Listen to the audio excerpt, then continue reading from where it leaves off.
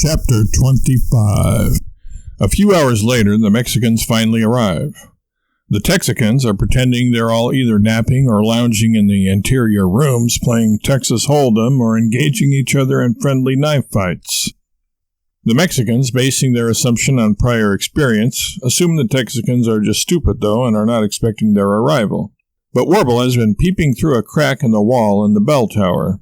Just as the Mexicans, the vanguard of whom are carrying extension ladders and grapnels, get midway between maximum firing range of the Alamo's cannons and the base of the wall, Warble vigorously rings the bell and shouts the command.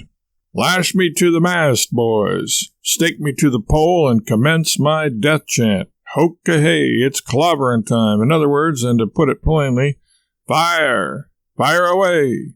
Fire at will!" Warble then looks down, his visage betraying deep concentration, scratches his head, and rubs his chin. Come to think of it, there's probably not a will in the bunch of them, he says to himself. He turns around, points at the sky with his right index finger. Seeing this, Mary finally realizes what this characteristic, idiosyncratic gesture of Warble's reminds her of. John Travolta in Saturday Night Fever. Faces his men and yells at the top of his lungs, "Fire at Pedro! Fire at Juan! Fire at Jose! Fire at Juan again! There's a lot of Juans in that bunch, I reckon. Fire at Alberto, Gilberto, Roberto, and all those other various and sundry assorted Bertos." Well, before Warble has completed his rather lengthy opening statement, the defenders of the Alamo commence with their opening salvo. Texas chili shoots out of the cannons, splattering the attacking army with the combined ingredients of beans, peppers, hamburger, as this was to be precise chili con carne, not just plain old chili, onions, carrots, tofu, and peanut butter. The Mexicans are repelled. That is to say, they momentarily pause in their advance and then continue coming on apace. But they are repulsed or revolted by the odor and texture of the sticky goo. The chili had been cooling off for an hour or so and had congealed quite a bit, dripping down their spiffy, newly laundered white uniforms. As is common with megalomaniacal, slap-happy glory hogs, Warble considers himself invincible and loses his head. Not literally, that is, but in the heat of battle, he climbs atop one of the chili-shooting cannons to get a better view of the proceedings. While gawking, laughing, pointing, provoking, trash-talking, commanding, and otherwise making a nuisance of himself, Warble becomes the target of many Mexican sharpshooters.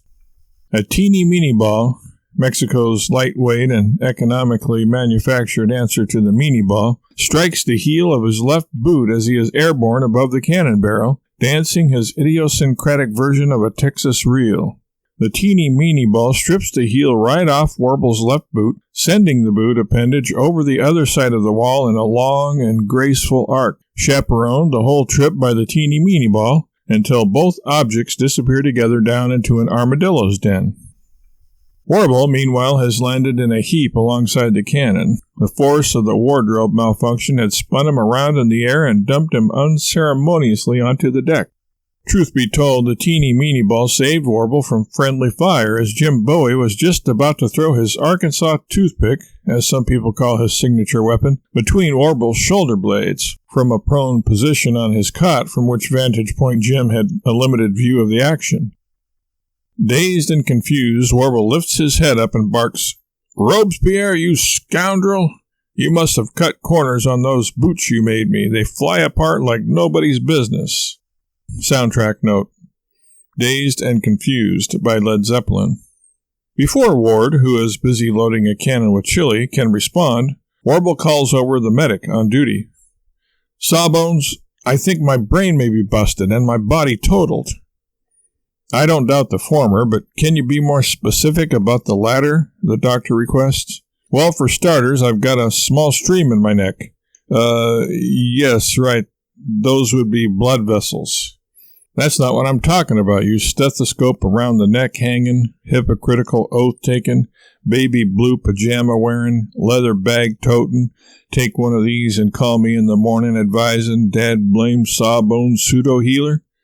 It's a crick. I've got a crick in my neck. Get out your porcupine needles and give me some accurate punctures or I'll send you packing on the next thing smoking. You can be replaced, you know. Crazy Kevorkian offered to come along on this pleasure cruise at half your fee. The doctor reddens in anger and turns away, but not before hotly replying, miffed as he is at Warble's less than complimentary phraseology, "Maybe you should have called that other feller then." Note from the legal department. Of course, Warble made that bit up about Dr. Kevorkian's kind offer. No such negotiations ever occurred. Mary comes up and feels of Warble to see if anything is broken. Enjoying the treatment, Warble rolls over for more of the same, panting, wagging his tail, and shaking his extremities like a frisky puppy or a spastic high school cheerleader. "Oh, get up, you old faker. You're fine," Mary chides, pulling Warble up by one of his arms. Warble sighs, shrugs, and then crouches on his haunches.